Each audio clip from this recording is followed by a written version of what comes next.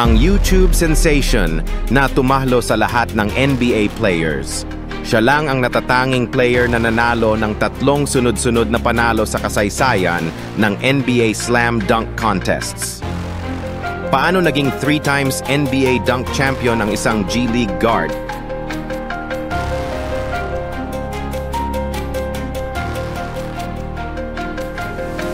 Naging YouTube sensation si Mac McClung bago pa man siya nakilala sa NBA. Ang kanyang mga high school mixtapes na nagtatampok ng nakakabighaning mga dunk at eksplosibong atletisismo ay naging viral at umani ng milyon-milyong views. Ipinakita ng kanyang highlight reels ang NBA level na talon, kaya naman isa siya sa pinakasikat na dunker sa social media. Lalo pang lumakas ang kanyang kasikatan sa internet at sa buong mundo nang manalo siya ng magkasunod na NBA Slam Dunk Contests 2023, 2024 at 2025. Na higit pang nagpapatibay sa kanyang reputasyon bilang isang dunker na hindi dapat palampasin. Ang kakayahan niyang lumikha ng viral moments ang dahilan kung bakit siya paborito ng mga tagahanga sa online man o sa totoong buhay. Nagiging isa na siya sa pinakadakilang dunkers sa kasaysayan ng NBA at natalo pa niya kahit mga legendary players tulad ni Michael Jordan at Nate Robinson sa larangan na ito bilang natatanging player na nanalo sa 3 consecutive na beses sa NBA Slam Dunk Contests. Samahan kami sa pagtalakay ng kanyang kahanga-hangang paglalakbay, mga pinaka-wild na dunks, at kung bakit siya ang bagong hari ng NBA Dunk Contest. Bago tayo magpatuloy, kung bago kayo sa channel, huwag kalimutang mag-like at subscribe para sa mga bagong videos. Magpatuloy na tayo.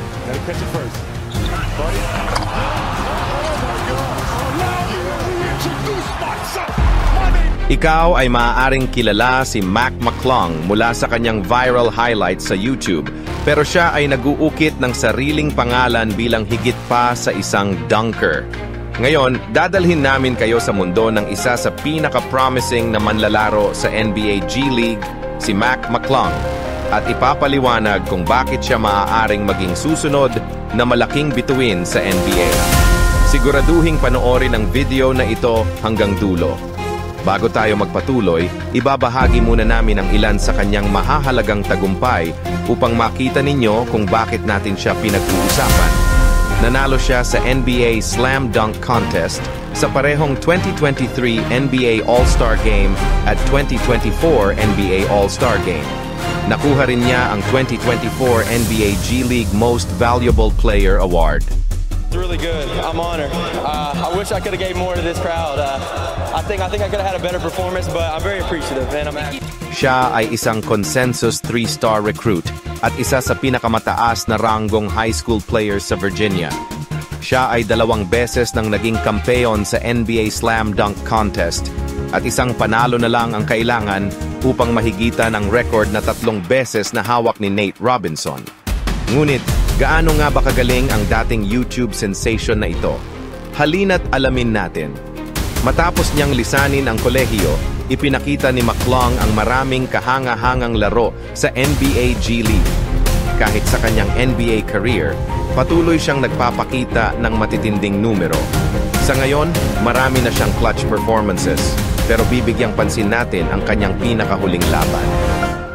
Sa laro kontra sa Celtics sa G League, umiskor si Mac McClung ng 29 puntos para sa Osceola Magic na may kartadang 4-6 at nakuha nila ang kanilang unang panalo sa overtime ngayong season, 108-105, laban sa Maine Celtics na may record na 6-9 noong linggo ng hapon. Umiskor si McClung ng 21 puntos sa second half kabilang ang game-winning layup.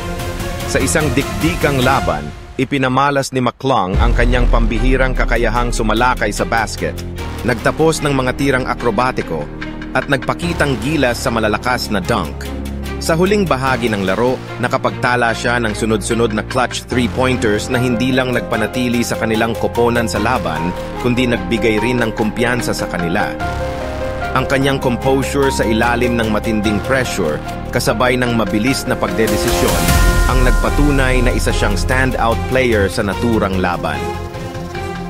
Bukod sa pag-atake, ipinakita rin ni McClung ang kanyang pagiging masigasig sa depensa, kung saan gumawa siya ng mahahalagang stops upang tiyakin ang panalo ng kanyang koponan. Ang performance na ito ay lalong nagpatibay sa kanyang reputasyon bilang isang clutch player na hindi lang may talento kundi pati ang mental toughness na kinakailangan upang makipagsabayan sa pinakamataas na antas ng laro. Ang kanyang kakayahan sa opensa ay sapat upang makakuha ng pwesto sa isang NBA bench. Magaling siyang shooter mula sa 3-point range, kaya niyang lumikha ng sarili niyang tira at ang kanyang mga matataas na dunk ay may epekto sa totoong laro. Ngunit may ilang malinaw na kahinaan sa kanyang laro. Ang pangunahing hadlang sa kanya ay ang kanyang laki. Siya ay may taas lamang na 6'2" at timbang na 185 pounds. Sa 299 na manlalarong naglaro ng hindi bababa sa 500 minuto ngayong season, 30 lamang ang may taas na 6'2" o mas mababa. Marami sa kanila tulad ni Steph Curry, Kyrie Irving, Damian Lillard, Jalen Brunson at Tyrese Maxey ay sobrang dynamic sa opensa kaya't hindi hadlang ang kanilang limitasyon sa depensa upang manatili sa court. Ngunit hindi pa umaabot si McClung sa ganoong antas. Dagdag pa rito, ang kanyang wingspan ay kapareho lamang ng kanyang taas na 6'2" na hindi nakakatulong sa kanyang depensa. Kahit na maayos ang kanyang mga contest sa shooters, hindi niya masyadong naaapektuhan ang kanilang tira. Hindi rin siya mahusay sa pag-navigate ng screens, na mahalaga lalo na tiyak na pupuntiryahin siya ng mga kalaban. Gayunpaman, may ilang bagay siyang ginagawa ng maayos sa depensa. Nagpapakita siya ng mahusay na effort at mahusay siyang magbasa ng passing lanes sa G League na may average na isang steal kada laro. Ngunit kailangang i-adjust ni McClung ang kanyang laro at pagbutihin ang kanyang depensa upang magkaroon siya ng pagkakataon na maging isang NBA megastar. Nasusiyahan ka ba sa video na ito? I-click ang subscribe button para sa higit pang ganitong content. Ngayon, balik tayo kay McClung.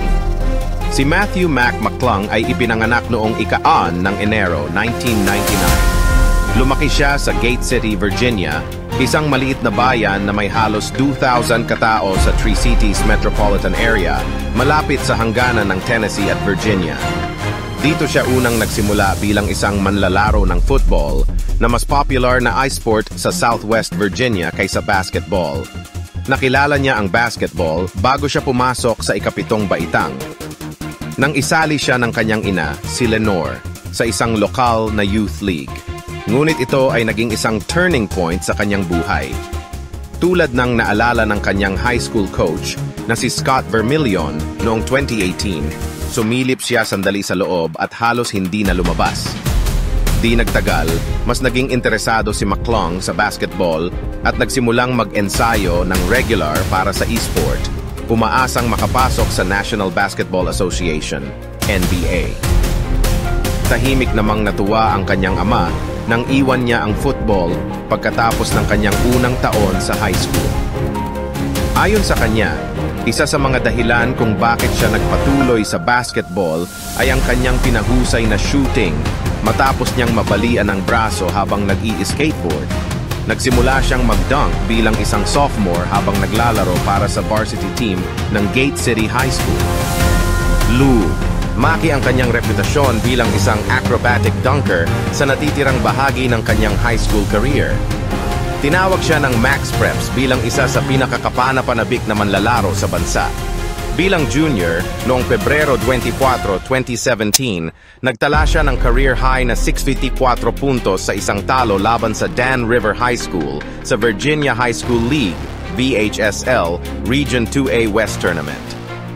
Ito ang pinakamahusay na scoring performance sa kasaysayan ng kanilang paaralan at ang pinakamataas sa Virginia Public Schools mula pa noong 1984. Matapos ang season, nag-average siya ng 29 puntos, 5.5 assists at 3 steals kada laro para sa Blue Devils at itinanghal bilang Southwest Virginia Boys Basketball Player of the Year ng Bristol Herald Courier.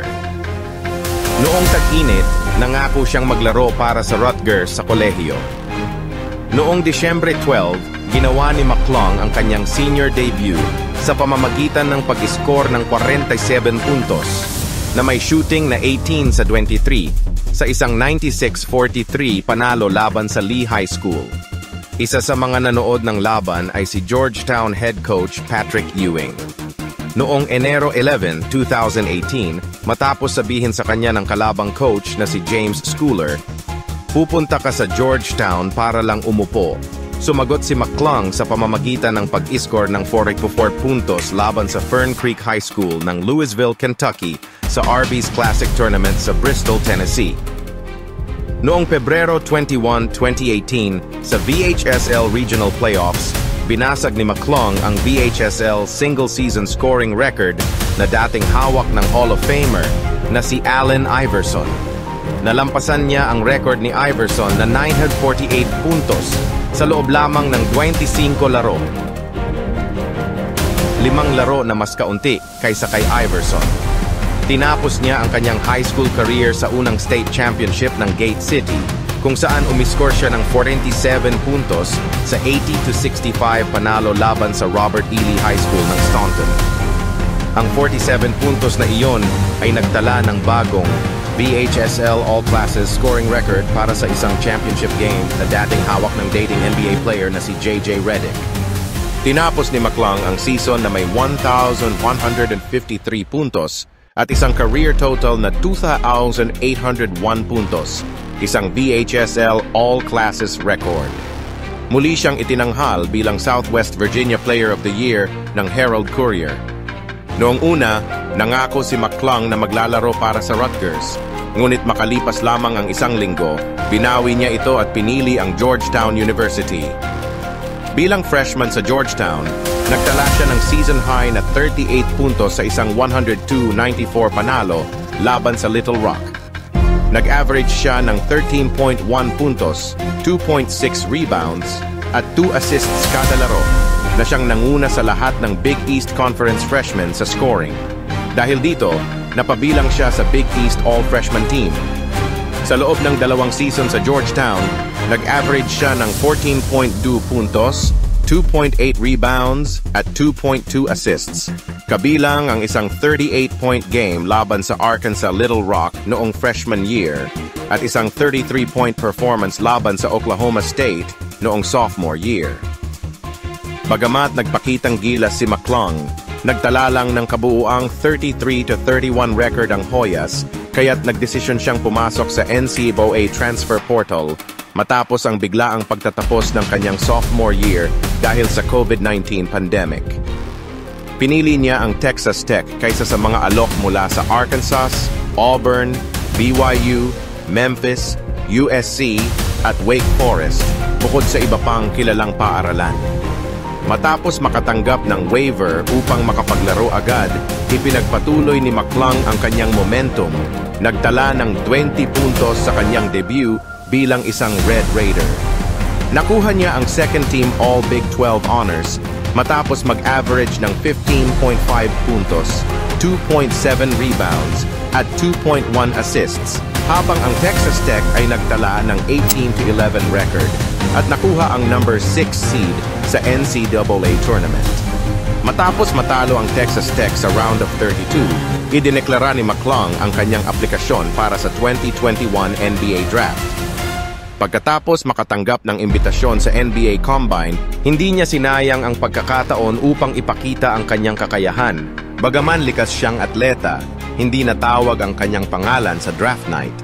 Ngunit nakatanggap siya ng imbitasyon upang maglaro para sa Lakers sa 2021 Summer League na nauwi sa isang training camp invite. Bagamat hindi siya napabilang sa opening night roster ng Lakers para sa 2021-22 season, pumirma siya upang maglaro sa South Bay Lakers, ang G League affiliate ng LA. Nagpakitang gilas si McClung sa G League, nagtala ng average na 21.5 puntos, 7.5 assists, at 6.7 rebounds sa loob ng 27 regular season games. na nagbigay sa kanya ng G League Rookie of the Year Award. Nakakuha rin siya ng 2 NBA call-ups, una sa Chicago Bulls bilang hardship 10-day contract noong Disyembre at pangalawa sa dulo ng season nang pumirma siya ng 2-way contract sa Lakers. Ngunit noong Hunyo 29, tinanggihan ng Los Angeles ang kanyang $1.62 million na qualifying offer, kaya naging unrestricted free agent siya. Sumali siya sa Lakers para sa California Classic sa 2022 NBA Summer League. Noong Oktubre 9, 2022, nilagdaan siya ng Philadelphia 76ers sa isang Exhibit 10 contract bago siya i-waive kinabukasan. Kalaunan, sumali siya sa NBA G League team na Delaware Blue Coats para sa 2022-23 season at tumanggap ng imbitasyon sa 2023 NBA Slam Dunk Contest, kung saan siya ang kauna-unahang G League player na lumahok at manalo sa naturang patimpalang. Di nagtagal, napasama siya sa unang G League Next Up game. Ilang linggo pagkatapos nito, pumirma siya ng 2-way contract sa Philadelphia 76ers. Noong Pebrero 18, nagwagi siya sa NBA Slam Dunk Contest. 19 sa kanyang 20 score mula sa hurado ay perpektong 50, maliban sa isang 49 sa kanyang pangalawang dunk sa unang round. Noong Abril 7, nagkampeon siya sa NBA G League kasama ang Blue Coats. Pagkatapos, noong Abril 9, 2023, sa huling laro ng regular season ng Philadelphia, nagtala si McClung ng halos triple-double na may 20 puntos, 9 rebounds at 9 assists upang tulungan ang 76ers na talunin ang Brooklyn Nets 134-105. Noong Setyembre 13, 2023, pumirma siya sa Orlando Magic, ngunit na-waive noong Oktubre 21. Noong Nobyembre 2, sumali siya sa Osceola Magic. Noong Pebrero 17, 2024, muling nagwagi si McClung sa NBA Slam Dunk Contest, kaya napabilang siya sa hanay ni Michael Jordan, Jason Richardson, Nate Robinson at Zach LaVine bilang iilan lamang na nakapag-back-to-back championships sa event. Noong Abril 5, kinilala siyang NBA G League Most Valuable Player matapos magtala ng 25 puntos kada laro. Noong Setyembre 20, 2024, muling pumirma siya sa Orlando Magic at noong Oktubre 19, ang kanyang Exhibit 10 contract ay na-convert sa isang 2-way contract. Sa kasalukuyang season, gayunpaman, bihira siyang maglaro para sa Magic. 5 minuto pa lamang ang kanyang naitatalang paglalaro, ngunit may isang rebound na siya bawat laro. Ngunit hindi kailangang magpanik ang kanyang mga tagahanga dahil ipinapakita niyang patuloy ang kanyang pag-unlad sa bawat season. Sa ngayon, nagtala siya ng average na 25.7 puntos, 4.7 rebounds, at 6.6 assists sa loob ng 27 laro at nakapagtala ng 30-plus points sa 8 sa mga ito para sa Orlando Magic. Isang manlalaro ang pumapasok sa isipan bilang maihahambing kay McClung. Ang Minnesota Timberwolves combo guard na si Dante DiVincenzo. Sumikat si DiVincenzo sa 2018 NCAA Tournament. Bakit? Dahil pinatunayan niya ang kanyang husay sa parehong opensa at depensa, may kakayahang umatake sa rim at tapusin ang tira ng may estilo, habang mahusay ding pumukol ng perimeter jumpers. Ang dating bituin ng Villanova ay na-draft ng Milwaukee Bucks bilang number 17 overall pick sa 2018 NBA Draft. At matagumpay niyan, G nadala ang kanyang kakayahan sa NBA. Mula nang magsimula siya sa liga, naging mahusay siyang playmaker, may kakayahang maging primary ball handler o maglaro ng off the ball. Sa kanyang regular season stint, nagtala siya ng 10.4 puntos, 5.8 rebounds, at 3.1 assists kada laro at umabot sa career high na 37.9% shooting mula sa 3-point line noong kanyang panahon sa Milwaukee Bucks. May katulad na potensyal si McClung. Kaya niyang gumawa ng plays mula sa dribble at gumalaw gamit ang screens, maging on o off the ball. Pinahusay ng dating bituin ng Red Raiders ang kanyang 3-point percentage nitong nakaraang season at ito ay bahagi ng kanyang laro na dapat pang lumago. Kaya ano sa tingin mo kay Mac McClung? Siya na ba ang susunod na malaking bituin o hindi? Ipaalam sa amin sa mga komento sa ibaba. Huwag kalimutang i-like, i-share, at mag-subscribe sa aming channel upang matuto pa tungkol sa mga hinaharap na NBA stars. Salamat sa panonood. Kung nagustuhan nyo ang video, huwag kalimutang mag-like at subscribe para sa mga bagong videos. God bless sa lahat.